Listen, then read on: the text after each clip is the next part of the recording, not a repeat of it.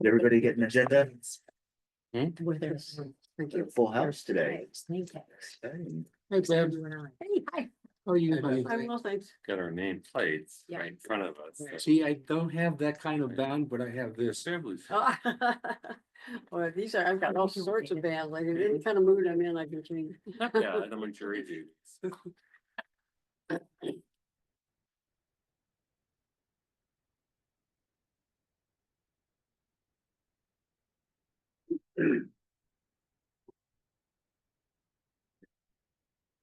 This thing is dissolving. Hello, everyone, and welcome to the Human Rights Commission regular meeting. Today is Monday, February. And it is almost 5:30 p.m. I would like to call this meeting to order. Chair Millis, please do roll call. Let the meeting reflect that all members are present except for Commissioner Cleary. Okay. Noted, thank you. Jeremy, do we have presentations? There are no presentations this evening. Moving on the agenda, item number 4 is the acceptance of the agenda. The Human Rights Commission will discuss the order of the agenda and may amend the order of items and may remove items from the agenda for discussion. Do I have a motion to accept the agenda as it stands? I move to accept. We have a motion by Commissioner Rinke. Do I have a second? I second. Commissioner Rimas seconds. Any further discussions? Okay, so I need a vote to accept the agenda as it stands. Please raise your hand, say hi if you accept that. Aye. Unanimous. Thank you. Next item in the agenda is the approval of minutes. And these were the meeting minutes of our meeting from January 13, 2025. Do I have a motion to accept the minutes of that meeting as it stands? I have one correction. Okay, Commissioner Vignolo has one correction. I'll second. Oh, No, sorry. Premature. The only correction I have is on number 11, adjournment. Chair Loyola made a motion to adjourn to Monday, February. That's January 13th. okay. So that's a simple edit and correction. With that correction, do I have a motion to accept the minutes? So moved. So moved. So Commissioner Greer moves and Commissioner Horn seconds. Any further discussion? So we need a vote. Please raise your hand, say hi if you accept the minutes. Right, aye. Unanimous, thank you. Great. The next item in the agenda is my comments and welcome. Welcome everyone to this meeting. And it is obviously, it is not lost in me that we are going through very, very difficult times and very divided times, and that the temperature of what's happening out in the world and in our country and in our communities shows this kind of division. And we do sense that there's a great level of fear and concerns from various community groups. As an example of that, this past Friday, there was an LGBTQ community peaceful demonstration that was a march for equality and justice. This particular event took place on Friday evening, and it was organized by Pride under the Pines group. One of the co-founders panel led the charge for this. Our chief of police was there, among others. And you know, people are very concerned about what's happening with our human rights. And some of the signs that they brought with them were really very powerful, and they're screaming for human rights for all. And the messages of the chants is that we will not be erased and we're not going back. This resonates very strongly with the work that we're doing with the amendments and revisions for our municipal code in chapter 245. When we get to that point, we're going to talk about that in more detail. But it is very important for us to recognize that this is happening. And we just started the year, we just started in the month of February, and there's a lot of fear out there. So my sense is that the work of this commission is even more important now than ever. And the work that we're gonna chart for the next 11 months of the remaining of this year and moving forward is absolutely critical. So I please want you to all keep this in mind as we move through the agenda and we move to the discussions, because this is going to be a very important thing for us to keep in mind as we move through our work. And that's what I would like to introduce as comments. Number 7, public comments. Do we have any public comments submitted? No public comment. Okay. So we're gonna move to item number 8, which is new business. And 8A is the Palm Springs Police Department hate speech versus hate crimes. We have the honor to have our Chief of Police, Sandy Mills, with us. So welcome, Chief. And if you want to move forward, I think this would be great. Yeah. Thank you so much for making time to meet with us, Chief. We know you're super busy these days. So the microphone is yours. It's a better choice. Yeah, it's okay. I just got a lot of gear on my hips that prohibit me from getting into small spaces.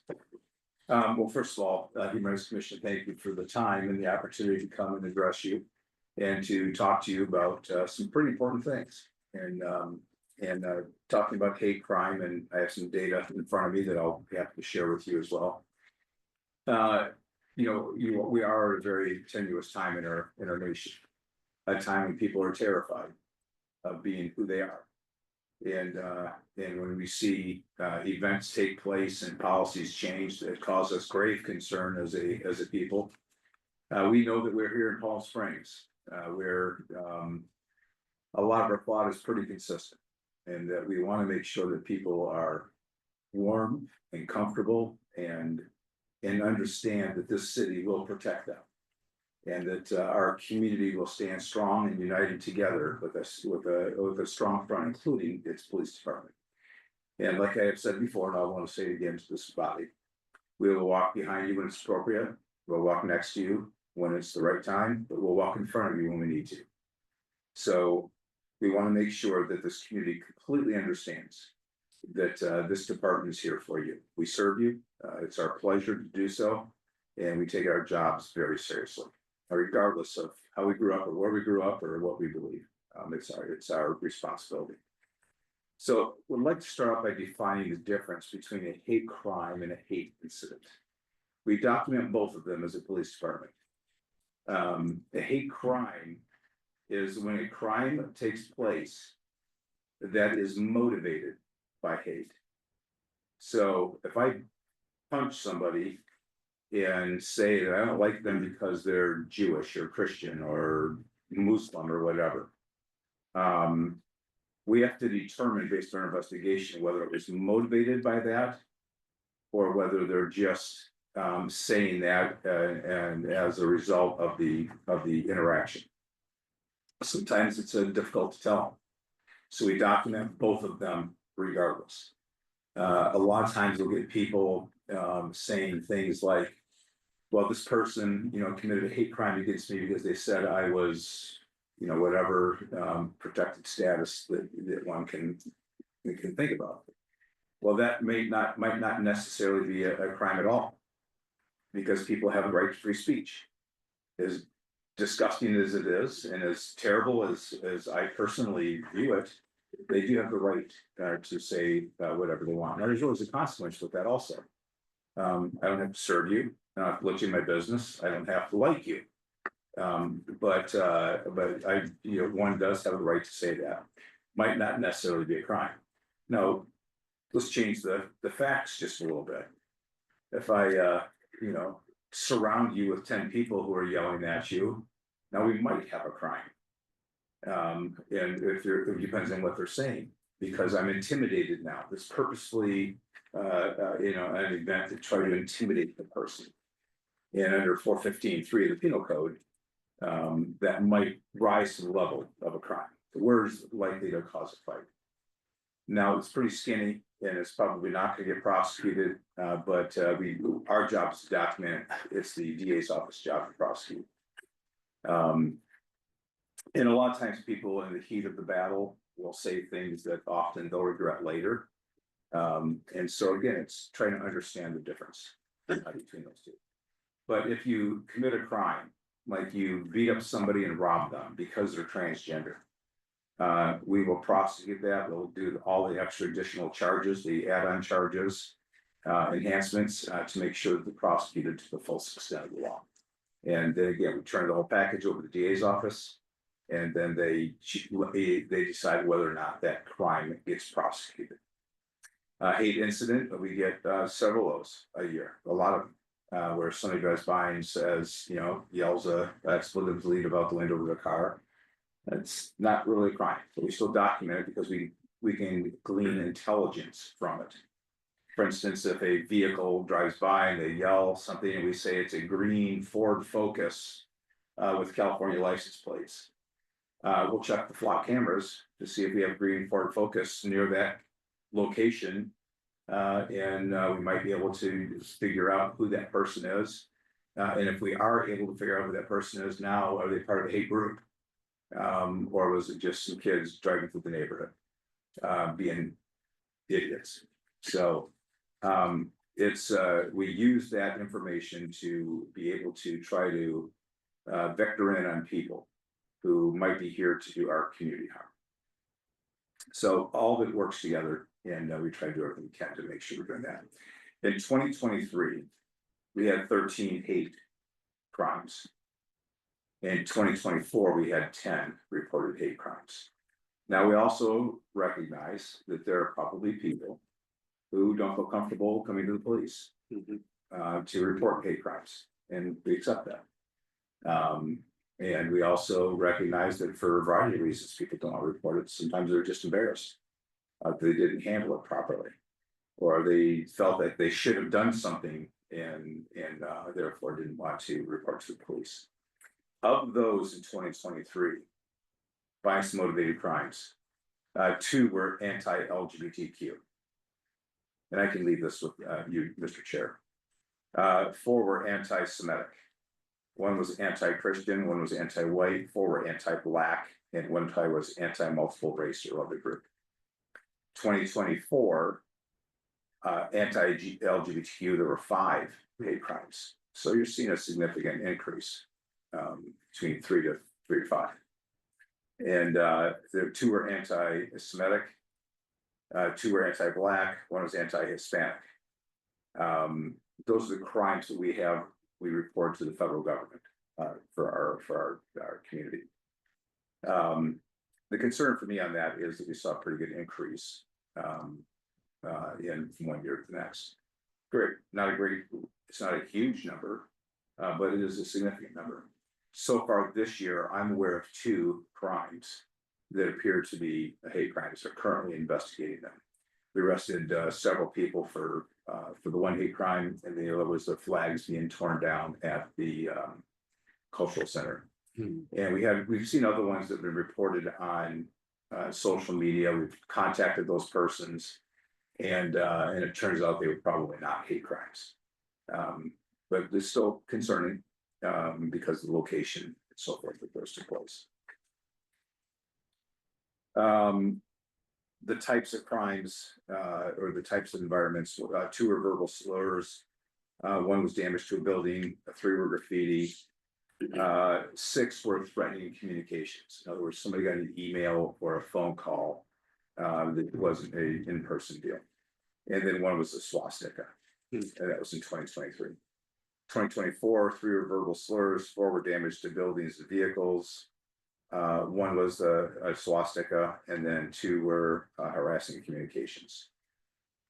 So you can see it's pretty consistent and what the kind of things that we're getting. The types of crimes is 3 were intimidation, 5 were vandalism, 4 were assaults, and 1 was a rape. In 2024, there were 4 were intimidation, 4 were vandalism, 3 were assaults, 1 was a robbery, and 0 rapes. So that's what the crime types look like over a period of time.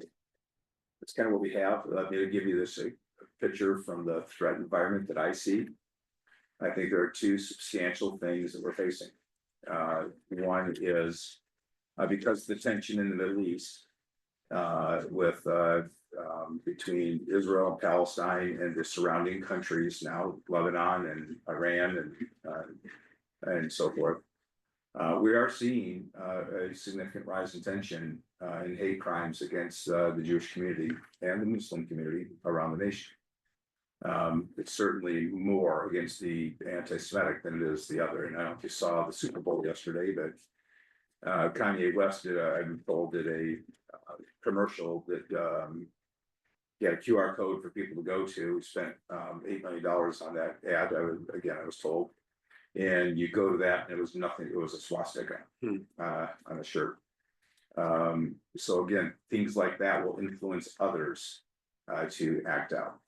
And I think what most people don't understand is that you're not gonna get people who are, on the bandwagon to do something like that.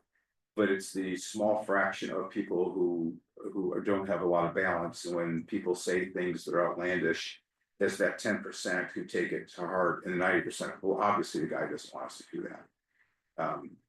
But it's that 10% who we have to worry about. And so that's concerning. And then the other is the LGBTQ community and certainly the trans community. We're very concerned about, because of the rhetoric from the last election has really spiked the animosity, the anger, it seems, nationwide towards that community. And we're pretty concerned about it. What we're doing is we're continuously scouring the dark web, looking for threats to our community. We have a software package that allows us to do that, but it's not uniform in the standpoint of we can't get into every piece of the dark web or social media. It's just too vast and voluminous for us to get in all those spaces. Plus, a lot of them are private. We just can't get in them. So that becomes a challenge. But we're doing what we can to, if it picks up something and we at least know about it, we can be concerned about it. We're also doing what we can at these events to protect people as much as possible. Because consistently, if it's a sizable crowd, you'll see us with Overwatch, which is another word for snipers on the roofs. We have quick reaction teams in the crowd, as well as a perimeter detail. And the biggest threats, of course, are either an active shooter or a vehicle-borne attack coming into a crowd. And that's what we have right now. I'd be happy to answer any questions you might have, Mr. Chair and Commissioners. Thank you, Chief, for that incredible detailed introduction about what you're seeing in your department. One of the key remits of this particular commission is education. And it's instilled in our chapter, in our municipal code, but also in our mission. And so I'd like to open up, obviously, to commissioners to have questions, but my question to you, Chief, is what can we do as a body of concerned citizens who are doing this as commissioners, as volunteers, to help you get the word out about the differences between hate crime and hate speech, and what can we do to help you educate our community, elevate the kinds of things that would make everyone aware of how the department is reacting to whatever is happening, and you said it so well, how do we could potentially anticipate any threats, how we deter those kinds of bad actors from coming here and doing bad. This is where I think the mission and the remit of this commission could possibly serve really well in coordination with your department and all the efforts that the city is, so like your department is leading for the city. So I don't know if you have any thoughts for that, but I would certainly open it up to commissioners that might have very specific questions. I have a question. Microphone, Mike. Thank you. there's been some concern about vehicles crashing through the street, like in other parts of the world. And there's been questions about what are you guys gonna do? Is there anything we can do to block a vehicle from getting out of control, mowing down a bunch of people? That's one question. So, we've had several meetings, where we're working on getting quotes, for, barricades, like, much like we did at the, film festival. And of course, that was just a day or two after New Orleans attack. And so we scrambled quickly, found barricades, got them up here from the Pasadena Rose Bowl parade where they were in place. To protect, this is a pretty high profile event, they're gonna have disastrous impact on our community. Both financially, but more important personally. So we're in the process of looking for quotes on that. The city is not the department, it's the Department of Recs is taking the lead on that. To protect the downtown area primarily. So Village Fest and Pride and that kind of thing. But you have to remember, our parade is over such a lengthy, parades are over such a lengthy space. It has to be reasonable. What are we most likely to try to protect? And so we're trying to work through that right now. And what's reasonable? I mean, you have a 1.5 mile long parade with 50 streets, you're talking millions of dollars. Is there any chance you could block the adjacent streets that come into the main with either garbage trucks or just vehicles that are allowed to park, parallel? We currently do that. We currently have patrol cars as well as pickup trucks that block those streets on a pretty regular basis. However, according, the New Orleans attack, the guy went up around on the sidewalk around the car. And so it has to be something where we're looking at the technology we're looking at would block the sidewalks as well as the street from a potential vehicle borne attack, which is the current theme around the world, is the driving vehicles into crowds. That's not going to cover everything. It's not going to cover arenas. It's not going to cover other events. They are portable, but again, city staff is fairly limited and can really only. You're moving things that weigh 1,500 pounds a piece. So that's not an easy task, and if you're doing that kind of a large event, it's going to be difficult. But we're committed to doing everything we can within reason.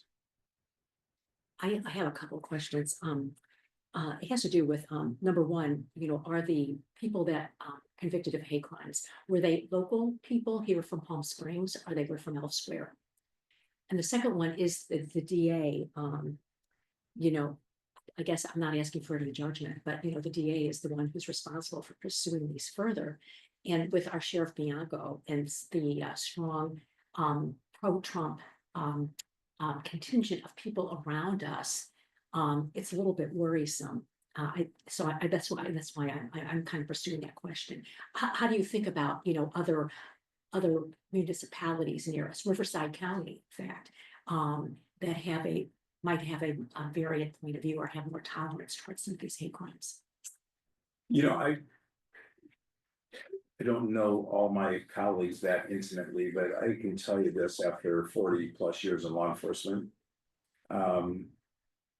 Any of us like a good arrest. So, if you can find somebody and put them in jail for a hate crime, I don't know if too many cops would turn that down. My sense with the district attorney is that he's always looking for a good fight. And I don't see them backing away from a hate crime case or any other case because it's a hate crime or because of the protected class of the person who was offended, the victim of that hate crime. So I don't see that. He's a law and order kind of guy and likes to find people that, prosecute people that at any time he can at the highest level. Now, having said that, not all cases are the same. Some cases are weak, You barely makes it to the hate crime from a hate incident. This is all in gray. And a case that's fairly weak is not gonna get prosecuted like a case that's really strong. And you've got a hate incident where it's two people got into it. We had this one the other day where people got into a road rage kind of deal. And a person called me and said, yeah, I pulled up 25 yards in front of that person, and the person came up and said some terrible things to me and slammed the car door on me and all that kind of thing. Well, there's kind of more to that than just a person randomly walking up to you and calling you a terrible insult and then assaulting you. So there's cases are stronger and weaker based on the evidence. And of course, we'll try to deal those away with negotiations and plea deals. So to answer your question, I don't see most of my colleagues, chiefs, or sheriff or the DA, walking away from hate crime. They understand that this is an opportunity to get a good crook, if you will. Your first question again, I'm sorry. Oh, it was just that were most of the people convicted of hate crimes, were they from out of the state, out of the city? Were they Palm Springs residents or from elsewhere? Yeah, I'm not sure. I'd have to check on that and get back with you, but my sense is from looking at most of that information, I didn't pull up all the cases, is that they're in the region. So Cathedral City, Coachella, Palm Springs, other areas, not necessarily in the city, but certainly in the region. If they did look at the race of those in as I was looking at this. It's mostly white, Hispanic, and then a few African Americans. I'm just joking. David, Commissioner. Chief, thank you for your presentation and your words of encouragement. So I just have a quick question. Today, actually, on KESQ's website, they posted had an article on LGBTQ days in Cathedral City, which I know is an adjacent jurisdiction. In response to that article, there were several, or there was at least one vicious, in my opinion, comment, which I'll read for the record, by someone who said, "Someone drive through in a semi or something, do us all a favor." I know that's on social media. Would that rise to, in your opinion, intimidation or threatening communications? And my second part of the question is, given that it's directed somewhat to the event happening in Cathedral City, is there coordination between, would you be concerned with that? A comment, even though it's specific to LGBTQ days in Cathedral City, would you still kind of monitor that, or out of concern that that person may act on that intimidation or threatening communication here in the city of Palm Springs, specifically at the LGBTQ community? So first of all, I would always be very concerned anytime somebody is talking like that. Certainly if somebody says, let's do somebody, obviously meaning not him or her, do us all a favor. That's trying to solicit somebody else to might drive through the crowd in a semi. A lot of people will pop off like that, and one of the pieces of research that came through from the Secret Service is that when people are talking out loud, they're less likely, but won't, but less likely to be the person who's going to do it. It's the lone wolf who's planning and keeping it to themselves overall. That's what you have to worry about. People popping off in public are less likely to. We do communicate regularly with our colleagues in Cathedral City. Obviously, we're the two largest LGBTQ populations in the valley, if not the entire county. And so we do communicate regularly with some of the issues they're having, some of the issues that we see. And then when we have large events like Pride and others, we typically have other departments helping us. Because we just don't have enough bodies to cover 1.5 miles of parade route. With Overwatch, the TBC, close quarter combat, with traffic control, with perimeter security, it takes a large number of officers. So yes, we communicate regularly. That is the kind of thing that we would typically follow up on if we know about it. Try to figure out who that is. But a lot of these things, as you know, especially on public sites like KCQ, are anonymous. They normally don't post their own information because they're cowards. Now, to call them a bunch of cowards. But when we do follow up on it, and we occasionally are able to figure out who it is, and we do a lot of extensive work, run guns registered to, for instance, in the computer systems, and the weapons they might have. Try to get their information. We do an intelligence bulletin, send it out to our department. You're looking for this person. If it's a valid enough threat, that does not rise to the level of a crime. It's a hate incident. We would put it in the flock system, so that vehicle comes into our city. It would alert the officers in the field. Technology is going to be critically important to protecting our city in the future. Without it, we will be swinging wildly in the wind and in the blind. So it's going to be vitally important for us to have as much technology and as much data as we can to protect our city and the people of our city. So if I could just follow up, so is a threatening communication on the web or on social media, if I'm a gay man and I'm threatened by that comment and intimidated enough not to go to LGBTQ days in Cathedral City, that doesn't constitute a hate crime? That would not constitute a hate crime, at least in my opinion. Is that something you would still want gay men or women to report to you? Sure. That way we take a hate incident report and collect the information and then try to do our workup on it to see who it might be. But in order for it to be a hate crime, we'd have to say something effective. You need to have a direct threat plus the present ability. So if I could sit in a room and say, somebody should come in here and shoot up this place, that would not be a hate crime, or that would not be crime at all. If I said, I'm going to come in here and shoot up this place, and I've got a gun at home and I'm gonna go get it. Now we got a terrorist threat. Now, as ridiculous as this might seem to you, it's the law. And that's where we have to make these cases based on the law, which includes not only the elements of the crime have to be all the elements have to be present. We also have to take a look at what the jury instructions are, how the judge is going to talk with the jury about that. Thank you. So, You have a follow-up question?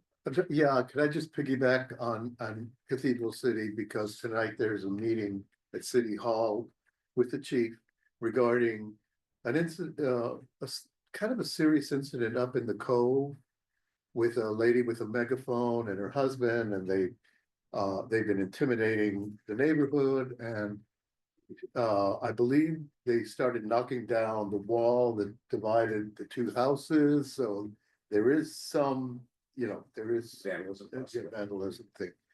So they're meeting tonight at 5:30, and we'll see what comes out of that. There was a demo in front of the lady's house. And so that's the report. Commissioner Greer, Commissioner Rimas, do you have any questions for the chief? I do not have any questions, but I want to say to the chief, thank you so much for your support, especially what you said earlier will be, at least for me, something I won't forget. That you said you would walk in front of us, beside us, and behind us. Considering the climate that we are in politically, nationally, and locally, I think your words have come at a perfect time. So again, thank you for your support for you and your department. Thank you, it's a pleasure. I concur with that entirely. I also would like to say, we are in such a heavily gay community, and I think that it's remarkable that we have as few incidents as we do, really. And I think that a lot of that comes from the attitude of you, sir, and you're leading your people.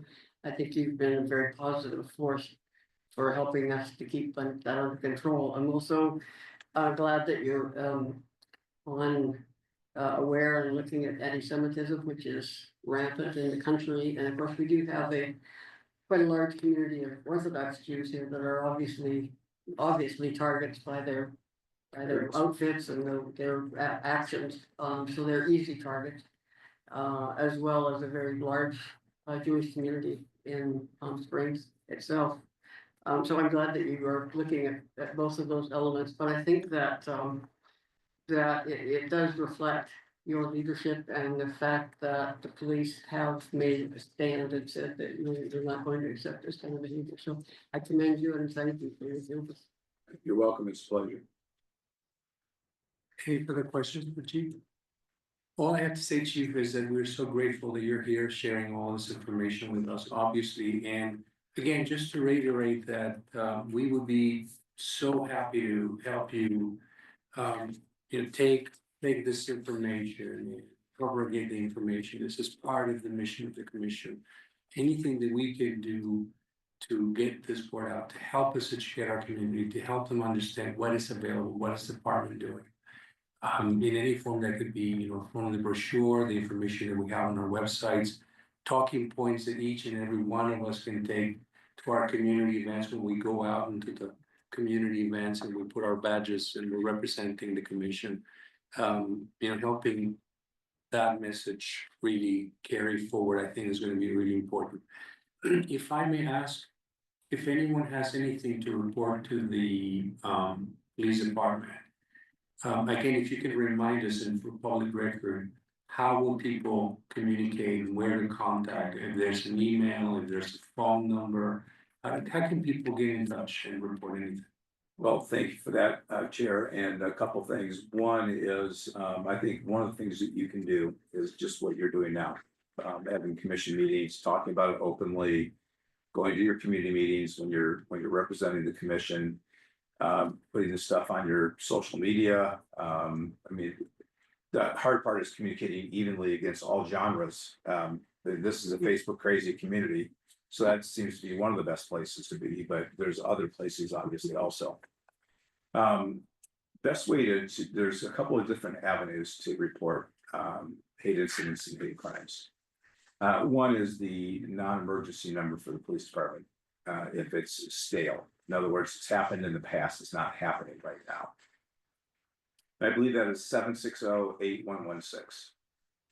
760-323-8116. This is off the top of my head, so I'm not 100% sure. We can verify. Okay, verify that. The second way is we have a special email account set up for people who want to give us tips anonymously. It's and what people can do is they can just dummy up a Gmail account or a me account or whatever the case may be, and they can email us at intelligence@palmspringsca.gov. Palm Springs, right? CA, yeah, Palm Springs right now, ca.gov.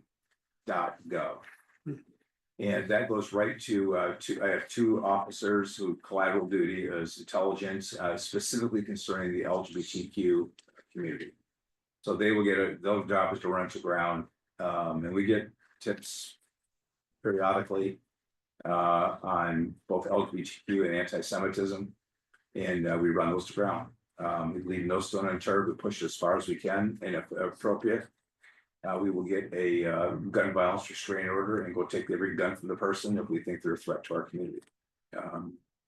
We had one about 2 weeks ago, where the guy from Banning went to Ontario, was outside of a synagogue wrapped in a Palestinian flag, was screaming anti-Semitic things, had a bulletproof vest on and bullets in the car. He's convicted felon. So they got him into custody, released him. I gave it to my guys when I got the bulletin and said, I want you to find out everything we can about this guy. Does he have any other weapons? Where does he live? What does it look like? And so they went out and did some surveillance on his house, and unfortunately he died of an overdose the next week. But we will leave no stone unturned if it affects our community. Chief Mills, thank you so very much for your time and for your leadership. And rest assured that this commission is going to be standing behind the department and working with the department and doing everything we can in our power to propagate the message, share the information through our channels, anything we can do to continue to educate our community about what's available and the great work that you're doing. Thank you so much. Thank you so much for the time. And if you Appreciate it. ever need me or any of my folks, I'd be happy to send them over. Thank you, Thank Chief. you so much. Have a good evening. Okay, so that is public also. Thank you, commissioners, for the questions and the engagement. That was really good. Before we go, could I just publicly request that the material that he referenced, that he would provide the chair, should that be included in the minutes specifically and posted on the website? And could we include in the minutes specifically the telephone number and the email address that the chief provided? Yes. So I was gonna basically finish my comments with that. We need to make this information available on our website at least. And a summary with, a report of hate crime or whatever. That really needs to be on our website. And the other idea, when we get to talk about the iterations of our municipal code, I think there's a great opportunity for us to create and review and revise our flyers. So information that we can take with us when we're out in the public at events. We're going to talk about 1PS and other events in the public. So it'll be good to have something to carry with us and share with folks that we have conversations with. Yep. Great. All right. A question. One more question. Yes. Where are these flyers? I've not seen them. Okay, so you probably haven't seen it because you haven't participated in a whole lot of public events yet. But I promise you, there's some flyers that we created in the past. There's a box, and I think I have some of them still in my garage. But when we do go to events, we have a couple of flyers that talk about the commission, what we do, and then how-tos. We even had a form that we give to the public that explained how to use our website to report something. And those printed materials need to be revised. Perhaps when we get to building a future agenda item, Yes. we can bring in these forms and take a collective look at the Yes. forms and start the process of updating and Yeah. disseminating. I think so. But thanks for that question, Commissioner Rinke, because I think it's important. All right, so can we move on to the next item? So the next item is 8B, which is the calendar planning and budget for 2025. So you all received, thank you again, Jeremy, for disseminating this list of potential organizations to invite. From our previous meeting and the calendar we had in front of us with the dates for our meetings. This is kind of how my brain works a little bit. But I was taking notes and scribbling things about, how do we engage national organizations, state organizations, county services, local organizations and city services. And I was also thinking a lot about the topics and the themes that were coming up from that conversation.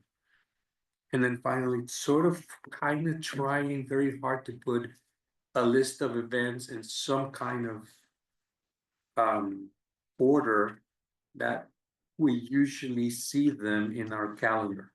And I may be wrong about them, and they might be other events. But so my thinking was if I was able to put this together, and as we move forward, thinking about what's ahead of us in the year, it would be number one, the engagement with organizations at national, state, county, and local. Thinking about the various topics that we're covering and how do we kind of place them within our calendar of events for the next 11 months. And one idea that I had is just an idea and it's just a thought that I like to put on the table is that we put some kind of a chart, maybe a grid with some of this information, and that each and every one of us kind of raise our hands and say, I feel like I could work with these organizations on these topics and these themes for these events. And make it a little bit more organic as we are gathering together again, and we're gonna talk about new commissioners coming in later in the agenda, but I don't know what your thoughts are about that.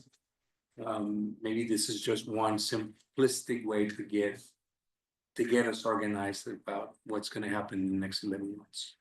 So any thoughts about that?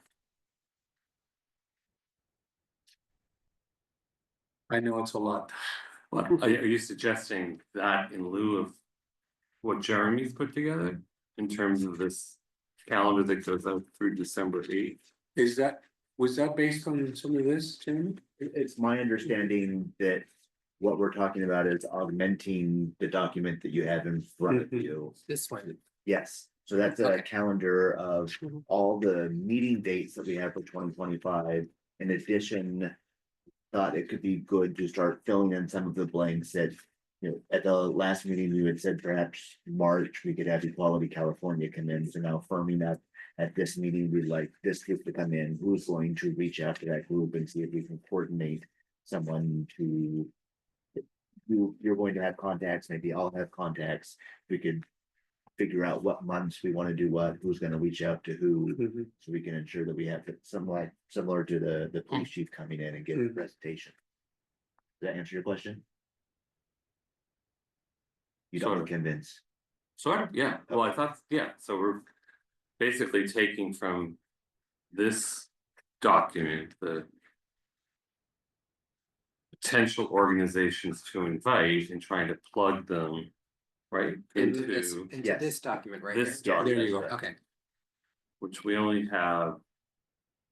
Right, 1, 2, 3, 4, 5, 6, 7, 8, 9 more meetings, so only 9 more presentations. So can I ask a question? So. If I wanted somebody like the executive director of the. LGBT center to come and invite it, do I? Do I get in touch with you to see if that person could do a presentation? Without being on the agenda, or are we putting them on the agenda to make a presentation? I'm not sure. I don't want to be the complete driver here because I'm not a member of the commission. But I think it would be helpful if we could. Perhaps do both of those things, say, hey, in April, we have nothing scheduled, perhaps we ask. The CEO of the center to come talk to us. Or if it's not scheduled for April and March, when we're building the next agenda, you say, hey, my friend wants to come present, let's get it on the April agenda. Let's do it. So that means that we would all reach out to organizations that want to address the commission. Okay, that's really Yes. cool. Yes, I could suggest, just to kind of maybe. Use myself as an example, all right, so I know Jeremy, last month I suggested the Equality California. What I would like to suggest to the full commission this evening is that. I take the lead on coordinating a presentation by Equality California. At our April 14, 2025 meeting. That's one, and number two, in lieu of what's shown on this calendar. For March 10, 2025, I would like to suggest to the full commission that we reach out. Either Jeremy, myself, or the chair reach out to the Transgender Health and Wellness Center and see if we can't.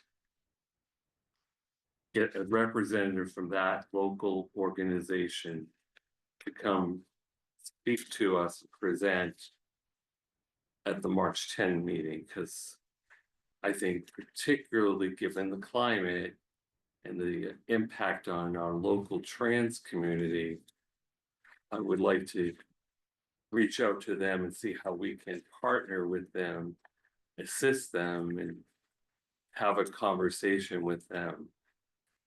As soon as possible. That's why I was shifting Equality California down by a month. I'd also like to hopefully bring in the center, because if God forbid there should be any kind of incidents, I think the center needs to get, in communication with us. We need to understand should there be incidents or situations. And then also bring in, the Jewish community. I mean, we're talking about, different communities that are impacted. So, We just have to be, I think, cognizant of the timing. I think it's a great event. It's not a bad idea to have two local organizations come to a single regular meeting. And Okay. spend 15 minutes apiece or 20 minutes apiece in conversation. So maybe have the center, if they're available, and the transgender yeah, wellness. Center. that would be, I'll look into that if you want. That is Well, really if important. the commission This agrees is really with important that. because Oh, it that doesn't have to be one particular organization making one presentation on a particular date. In fact, the sort of the idea would be to lead maybe in the fall with a larger forum where these conversations kind of come together and representatives from various organizations participate in that forum. And we have a Q&A with the community. This is one of the things I wanted to request of the city, because when we talk about budgets, I like to build a budget for that kind of a Q&A town hall event where these speakers come together. We invite the public to show up, and then there's a Q&A, a guided, coordinated Q&A with everyone. That's So David's asking for a presentation, one in March Mhm. and then one in April. Okay, Does that have to be a motion? Or can we just do it? We can just do it. So I mean, I think that's, so if we could do March. Reach out to the transgender, I'll happy to do that, Transgender Health and Wellness Center. Do you want to take the LGBT I will. center? See if they have someone available who would be willing to come on March 10. Be clear that maybe 15 to 20 minutes presentation. does that have to be agendized? I don't think it's on the That's- agenda right now. It will be agendized. Okay. If you can give me confirmation that yes, it will occur, I'll get on the agenda for Right. the March. Okay, Because they may be busy, we can't. and these confirmations need to come directly to Jeremy, and of course, I can be copied, but this is how we're gonna be able to hopefully coordinate this next 11 That would months. be great. Makes my job much easier. Yes, Right, and also for the remainder of the year, we'll just coordinate with you and Hugo. So that we can try to get these agendas going forward to fill out the other months. Yes, and I don't want us to feel that we have to fill in all the blanks today. No, That that's we're right, that's doing why, I a get- good I get job in a two. I couple mean, of I got- months here. right, that's Yeah, why I I'm think- thinking between now and next board, next commission meeting. We can start to fill these out Yes, via email, so that way they're already solidified, a little bit of solidification before by the time we get to the next commission meeting. when I joined the commission as a liaison last year, I remember Vice Chair Vignoli, you would have sort of a master calendar. Right. And we could resurrect that, and I can bring a calendar each month and say, here's what we're looking at for the next couple of months. beautiful. Let's add to or revise. And so that's really important because it looks like for the first few months, obviously LGBTQ issues and concerns are very much in mind of everyone. But also it's a reminder to the commission, we have a lot of other groups, at-risk groups. That we have to try to incorporate into our calendars. Yeah. Commissioner Greer. I'd be happy to talk to some people in the Jewish community, see who might be appropriate to talk to us. I know the president of the Temple Isaiah very well, a good buddy of mine, Rabbi Sally, the coffee house. Rabbi's a good pal too, so I can do some investigation, see who might be appropriate to come and talk to us about what is happening in the community. Beautiful. We can best support them.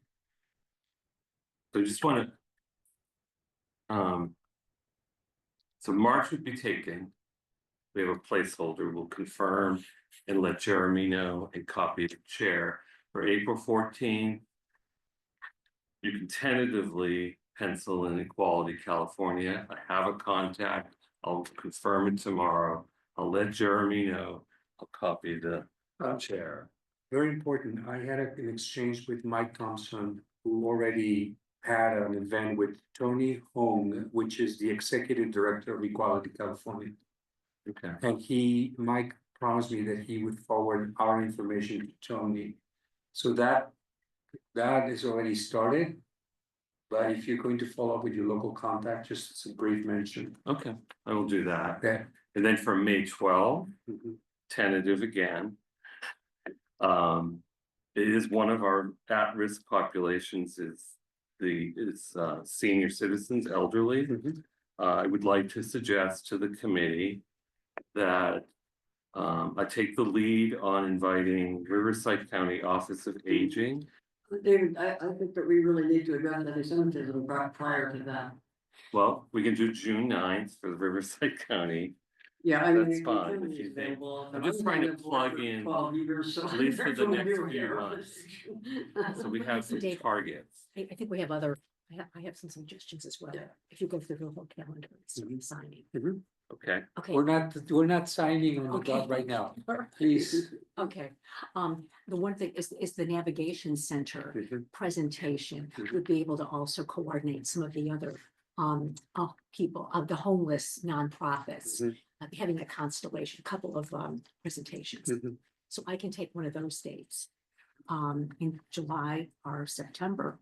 And then one more thing, I think, aren't we omitting the deportation threat of our Latino us colleagues and associates? Is that? The American Civil Liberties Union, Okay, that's gonna be our main target, is the American Civil Liberties Union, the ACLU. For the content and the topic of deportations. Because that has legal implications. Right? Can I ask if we're doing these, presentations, could we, let's say towards the end of the year, put this together and send it to council just as a, this is what we've been doing. These are the presentations, these are the issues that came up, is that? Yes, that's gonna be part and form of a report that we will put together for the council on the work of this particular body, the commission. So yes, Commissioner Juan, that's going to be part of it. No one's talking to veterans. right, I mean, there's lots of groups, you can see that there are clearly more potential organizations to invite. Than there are spaces, meetings in the calendar year 2025. So we need to figure out either having multiple organizations come to a meeting. Where it makes sense and the topic is blank, so sooner we kind of get a handle on. How you married this document with this calendar of 9 remaining regular meetings. The better. So I appreciate all the commissioners saying, we need to reach out to this organization, that organization. Time is somewhat of the essence because we have 9 meetings. Right. And we can't expand the calendar unless we call special meetings. Right, so I don't think we want to do. So with that in mind, one suggestion that comes to my mind is, if we cannot bring some of these organizations for presentations. That at least some of us, we take to working with some of these other organizations in a commissioner organization capacity, even if we're not able to bring them for a full presentation, that we still engage somehow and we come back and report. So you're saying if we can't get them to come to the meeting, let's say the 2 weeks. We, as a commissioner, would request an interview with the CEO. And get his points of view on different issues. Yes, because as a commissioner, you can come back to these meetings and then report. Right. You can report on the commissioner activity, like I was at, this veterans event. And I got talking to folks there, organizers and so on and so forth. and these are some of the concerns they have. And so you can bring that and report when we get to talk about commission member comments and requests. You might even be able to talk about, I'd like to request that we agendize something that's important based on these conversations that I have with these groups. That sounds great. Yeah. That's what we Could do. I ask just for a point of clarification, I'm assuming that the reason that we want to have these people come and talk to us, as the chief did today, is for us to identify what the most important problems that we see in the community are, that then we can address in the conference. Yeah. So if we're planning on a conference for the fall, wouldn't it benefit us to determine among ourselves what we consider the top, say, we have what, 1, 2, 3, 4, 5 meetings to August, the top 5 things we are. I could, obviously, we can't do more than that in a conference anyway, when you can't do 100 things. And then have one presentation per. I mean, the chief has identified trends and anti-Semitism. We've identified deportation as a third, and then we just need 2 others. And we The get the representation. navigation center, did you mention I that? know you love homeless. You're homeless is No, over but- yours. Yeah, okay, it yeah, that's tied- one homeless. okay. We put it on the Okay. list. And I don't know if somebody else has something else as well, their own, I you know, love, I love that suggestion. what would be the 5th if we did the homeless?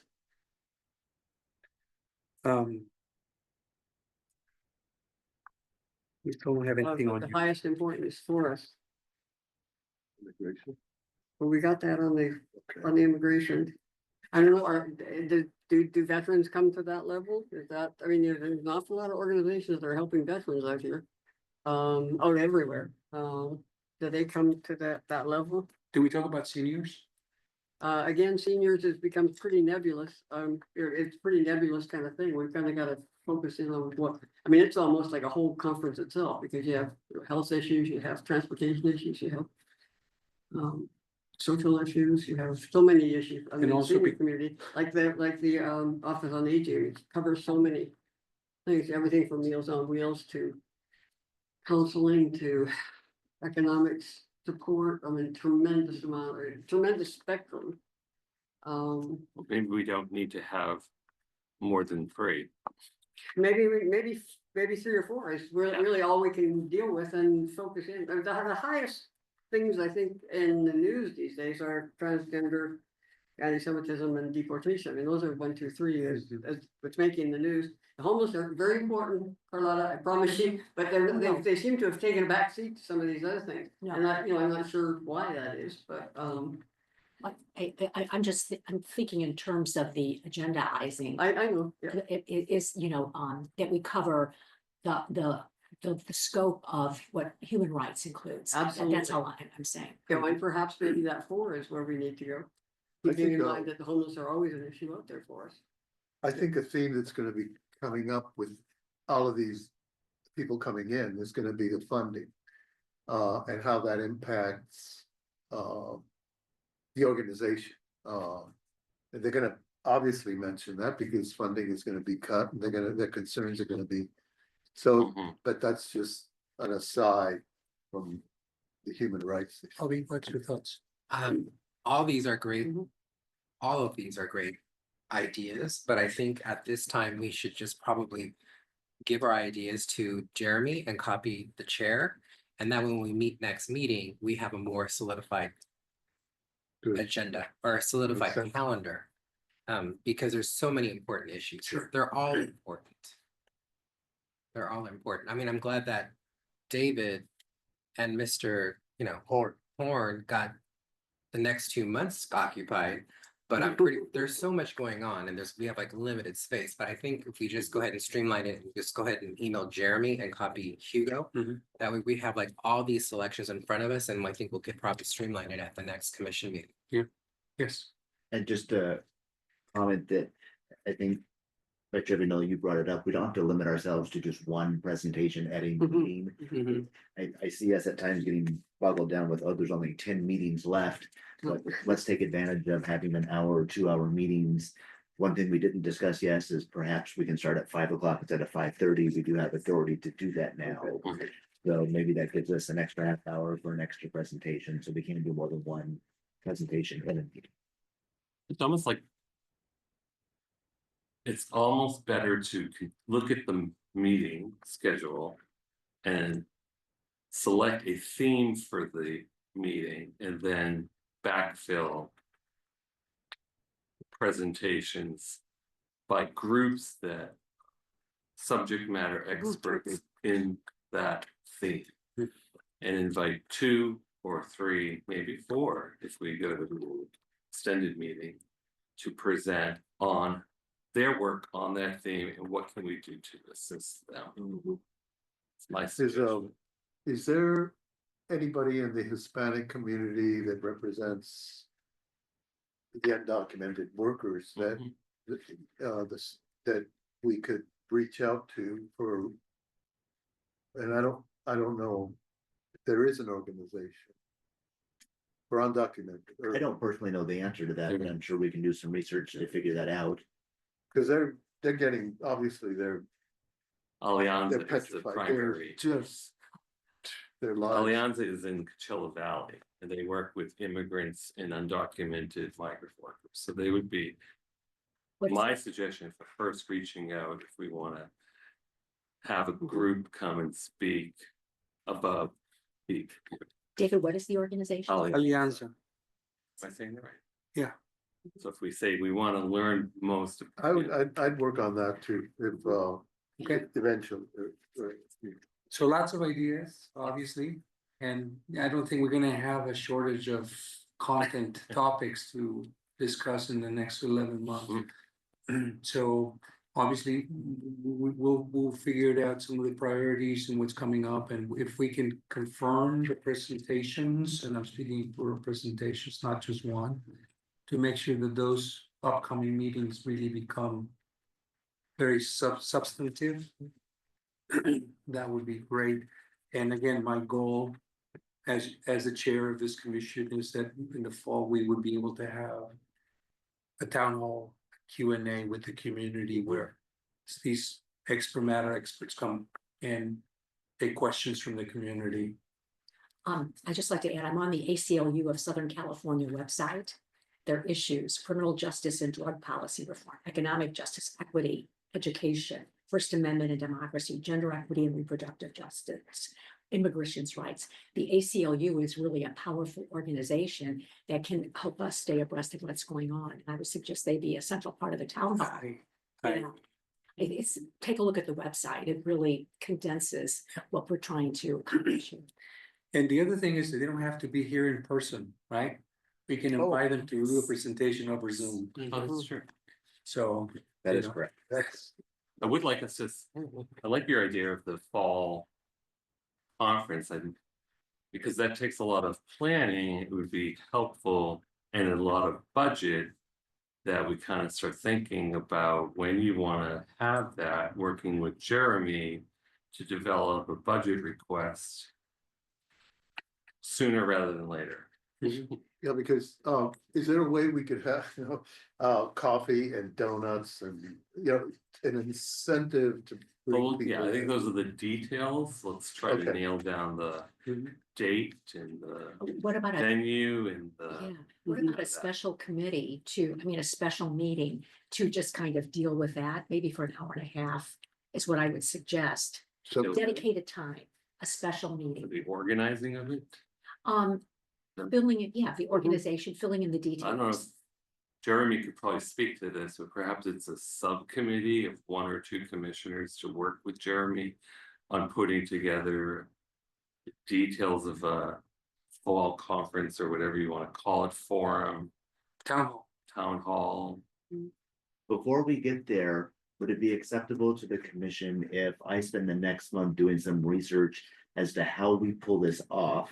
I'll get it on the agenda for the next meeting, so we can Yes. start the conversation, but then I'll be prepared with do we have access to the convention center? How much will it cost to provide A, B, and C space Yes. limitations? So I'll take the initial stab at that, and we can start conversations at the March meeting. Great. Does that So, work? so Jeremy, this is awesome and very important because city council has to build budget with city manager. And that budget needs to be finalized by, what is it, May? Needs to be finalized by the end of the fiscal year, so we have until end of June. But I'm actually on the city's executive finance committee, and we're starting to meet now, building budgets for fiscal year 26. So now is very much the appropriate time. Beautiful. So I'll certainly take this one and move it forward. Because as a reminder to everyone, we only had a stipend of $3,000 and $336 of it already went to renewals. I'll donate the donuts. Right, so that he can have all the donuts. But no, this, and I know it sounds funny. You know, we could propose to the city, a budget for this town hall meeting specifically as a project. That might be a way of getting approval. And of course, we would love to have city officials involved. Mhm. We'll need an MC. I know Chief Mills did a beautiful job as an MC for the last town hall before the end of the year. So they could be, but we need to think about this through, obviously, because this is something we need to agendize for sure. Great, Yes, yes? yes. Thank you so much, everyone, for this. So I'm gonna move on to 8C, which is. Before we move on, could we take perhaps a motion and vote? Yes, If we would like to move the meeting to 5 o'clock Mhm. going forward. okay, let's do that. I move. So motion, Sorry. motion by Commissioner Rinke, second by Commissioner Horn. Let's just take a vote. I think everyone is What, okay. sorry, with what are we five- voting? 5 o'clock. 5 o'clock, To move it till 5 o'clock? 5 o'clock start. It's 30 minutes, but it can gives us a little bit of extra time for presentations and the likes. And it works for. Well, we discussed just a moment. Are we still aiming? Is our goal to? If we started at 5 p.m., or is our goal to be done by a certain time, or will we go till 7:30, 7? I mean, I don't, right now, we started 5:30, our meetings usually end at 7. If you move it to 5, is it a fair assumption that we will be done by 6:30? I think We need to the, have a target, 'cause I don't think any of us I want to be. think here the till contents of the midnight. agenda will dictate the length of the meeting. If we're starting at 5:30 now and finishing at 7 on average. If we start at 5, very likely we can be finishing by 6:30. I don't think that's an issue.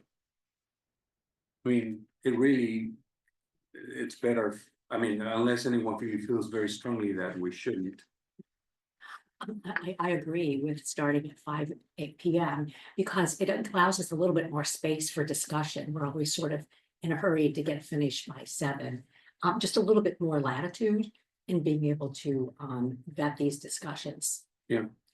So with that, I'd like for us to take a vote and decide if we can start our meetings at 5 instead of 5:30. Well, I think we also had, if I can continue our discussion, some. There was last month talking about the ability of the public to attend our meetings and provide public testimony. Is it becoming an obstacle or an impediment for them to do so if it's at 5 p.m. versus 5:30 for those that are working? I just want people to think about it. I'm not saying I'm opposed to it. Just think about the consequences of all that Can goes we, with it. can we do public comment in the middle of our meeting, like, Or, you Or at like the end, or 5:45 or? know, I think that's what we agreed to last, when we discussed this, that we would move it to comment to final. To after discussion items, so that people would have the ability to come from work or whatever. And that then resolve that. I would suggest that we trial starting at 5 and see whether or not it is an obstacle. And if it is an obstacle for working people to present, then we can, nothing set in stone, we can rearrange their presentation time And also as a reminder, public commentary doesn't necessarily happen in person. A lot of folks come on Zoom. Right, but the timing of it, whether it's on Zoom or in person, is the same. If it's in the agenda at the beginning, it will most likely have to occur at five. Let's give it a try. All right. And we can move that item in the agenda later in the agenda if necessary. Wait, did we get a vote? Let's take a vote, 5 o'clock. Okay. Unanimous, thank you. 8C, Commissioner resignation. Chairman, can you provide us with a little context? Certainly. So I did get an email from Commissioner Cleary that indicated that he will be resigning his seat effective today. So that notice has been given to the city clerk's office, and that will begin the recruitment process. I know the next question is how quickly can these seats be filled?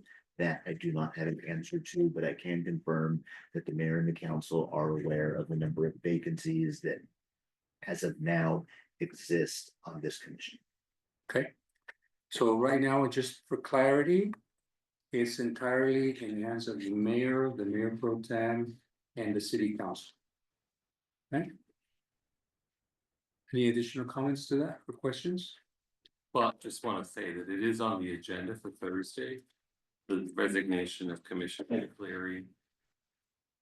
It is certainly any member of the public or any member of this commission in their personal capacity can speak to that agenda item during public testimony and let the council know the urgency of filling the 3 vacancies, if you so desire. How many vacancies? 3 vacancies. Wow. With his resignation, it's 3 vacancies, so What time? I personally am going to be there to voice my personal opinion that the council needs to act expeditiously in interviewing, filling all of our vacancies so that we have 9 dedicated volunteers, given our previous discussion of how much we want to take. So if we go to the council meeting, is it public, we just do a public, Yeah, you don't speak as a commissioner, you go there as Michael MJ Home. and just, okay. All right, And to answer your question, that meeting starts at 5:30. but That one. Okay. Without any further discussion of that, we're moving to item number 9 with discussion items. 9A is the 1PS Annual Picnic and Expo, which is scheduled to take place on March 22, 2025.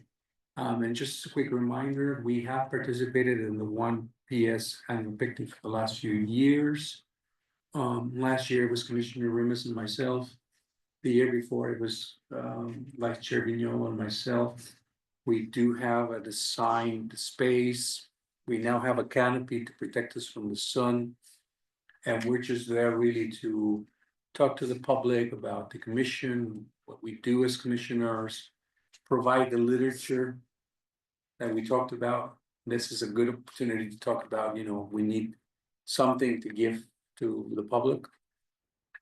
These brochures or flyers, information about how to get in touch, how to contact the city if they want to.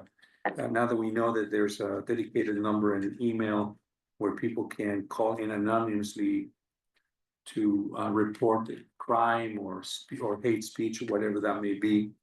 And that would be the kind of work that happens at this event. Plus, they're super fun. And it's just a great spring activity with just all kinds of members of the community. Now, the date's already March 22nd. We'll have the space. I think the question is who would like to participate in the 1PS? where is this held? It's in Ruth Ruth Hardy, Hardy Park. Park. Ruth Hardy Park. And it Is that a usually Saturday? begins around 11-ish. I've not attended in the past. So I It's do not- about 11-ish, right? They do have food vendors and they give us tickets for lunch. So Two. Sounds like it's Saturday. This Saturday? it's usually a Saturday, yeah. People bring their pets, people bring their families, there's Yes, lots on of Saturday. children. It really is a community event where not just this commission and other departments from the city, but local organizations are there. So you got media coverage, you got all kinds of vendors. It's a just beautiful little type of spring festival. There's music, there's food, just a great event. So are we gonna take shifts? Is that what we're gonna do? Well, so I'm opening up to ask if anyone here would like to take place, and to be involved in being there representing the commission. What time does it start? Probably 11. 8, 11 to 2. 11 to 2. The setup of the booth does not take a whole lot of time. We have our table cloths with our logo. And now we have a canopy to protect us from the sun, so assembling the canopy should not take more than 20 minutes.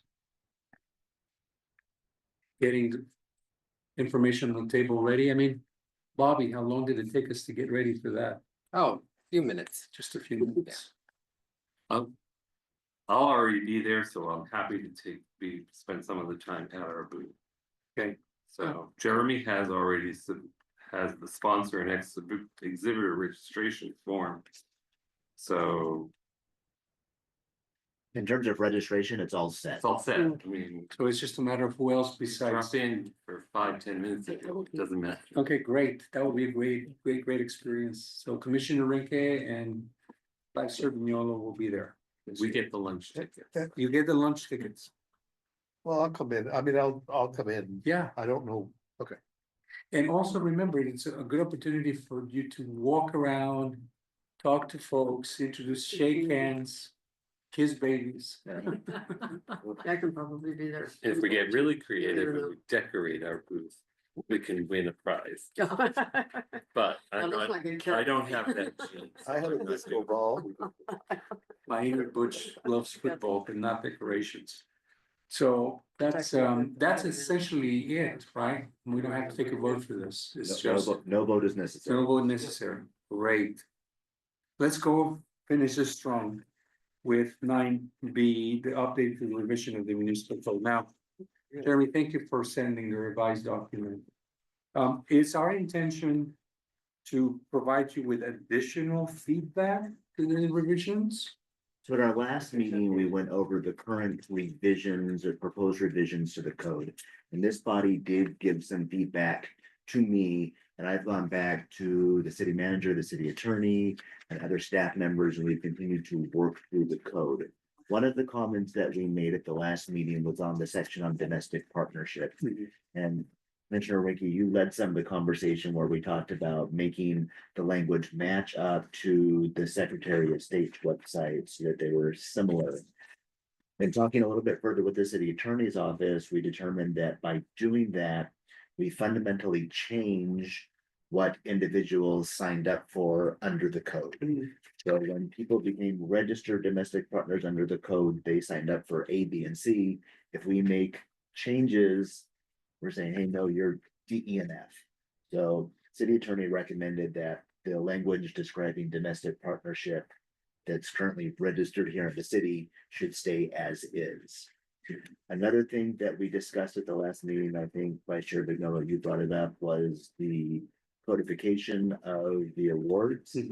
That is not being included within the code provision, but it will be included in the staff report as something that the commission has requested. So it will still be put out there to the council to be aware of and consider. They could then direct staff, hey, include it. But it's not something that's in the red line version that's going forward. Because under the chapter that has the powers and the duties of the commission within the limitations provided by the law, the Human Rights Commission shall, and number one is conduct programs designed to bring groups together. And in my opinion, in my mind, the awards is a program that brings groups together. So that could be part of that understanding. The only one thing, and I know this is me being picky, is that I requested to use more inclusive pronouns? I have an answer to that one as well. No, That will all, no, it's not gonna be included in the red line version, but will also be included in the discussion that goes to the council. And there were prior conversations when Councilmember Coors was here about making some an ordinance to the code in general to include some gender neutral language. yes, So I'm going to reaffirm council that that is a way that perhaps this could be addressed. yeah. It would be as simple as adding to he and she, they, them. And there's. That simple. But great, I'm glad when I wanted to ask that question. Other, I just have a question. It'd be nice to put the sections of the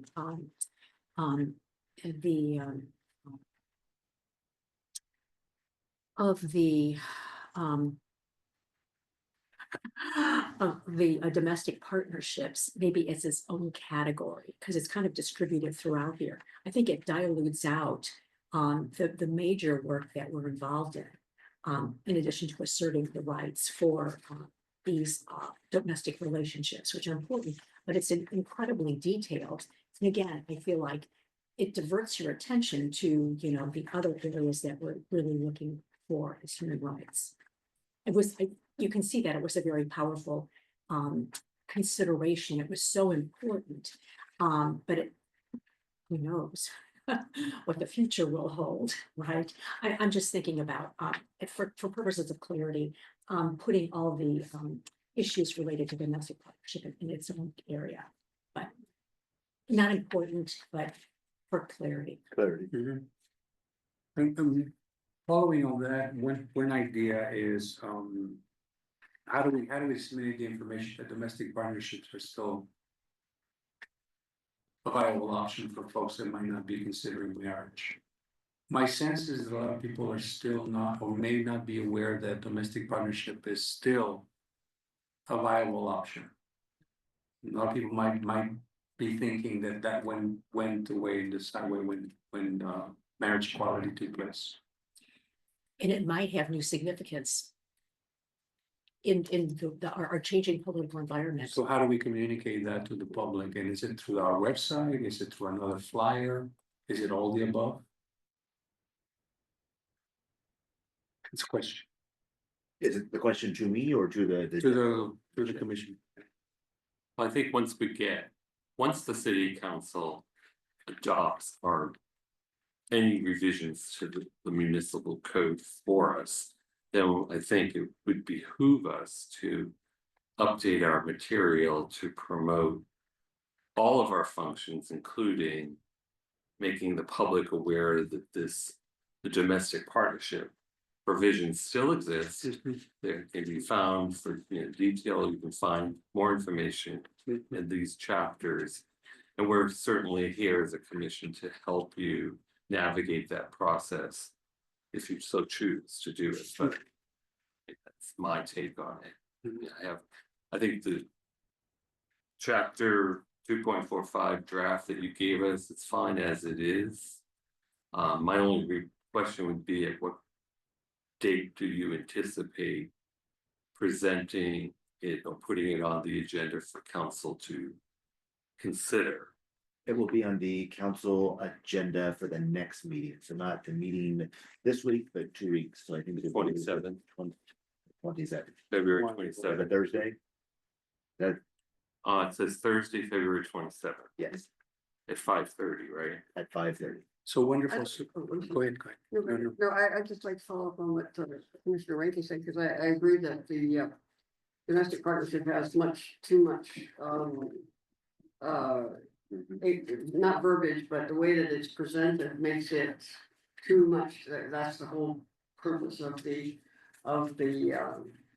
whole project. And I think that if we actually put it under 2.45.070, and then the determination and the fees and all the rest of this, that really basically addresses domestic partnership all the way to 2.54.1.16 as subcategories under that.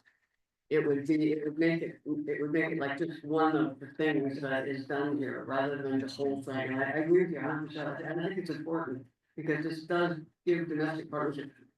You know, way too much emphasis and doesn't subordinate them to. One of the elements of the commission, I agree that has to understand why it needs to continue, but I think that your point is very well taken, and I don't think we should ignore it. Thank you. Understand, thank you. That's great. Thank you so much, Commissioner Greer. So we should obviously know the outcomes for our March meeting, right? By our March meeting.